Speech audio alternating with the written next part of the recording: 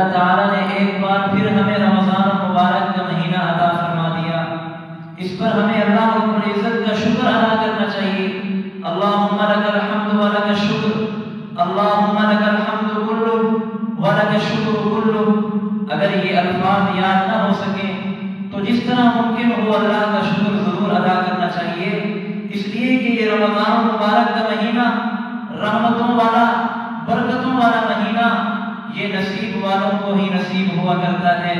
یہ تو اتنی آفت والا مہینہ ہے، میرے اور آپ کے آقا جناب رسول اللہ صلی اللہ علیہ وسلم 2 مہینے پہلے رجب کے مہینہ سے دعا فرمایا کرتے تھے، اللہم بارک لنا فی رجب و شعبان وبلغنا رمضان۔ اے اللہ ہمارے رجب اور شعبان کے مہینے میں برکت عطا فرما دیجئے اور ہمیں رمضان المبارک تک پہنچا دیجئے۔ تو دیکھیے میرے اور آپ کے آقا جناب رسول اللہ صلی اللہ علیہ وسلم رمضان المبارک تک پہنچنے کے لیے رب العالمین سے دعا فرما رہے ہیں، جبکہ اللہ نے ہمیں تو بن مانگے یہ مہینہ عطا فرما دیا ہے۔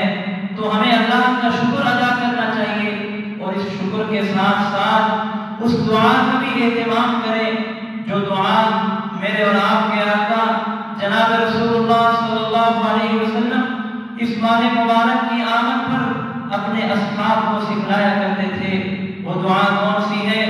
اللہم سلمنی لرمضان وسلم رمضان لی وسلمہ لی متقبلا۔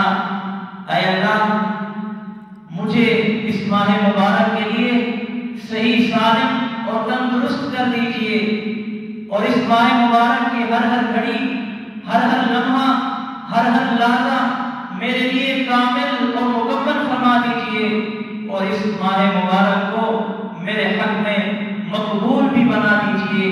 اگر آج ہم اس دعا کا اہتمام کر لیں تو انشاءاللہ العظیم یقیناً یہ رمضان مبارک ہمارے لیے ماہ رحمت، ماہ بخشش اور ماہ نجات ہو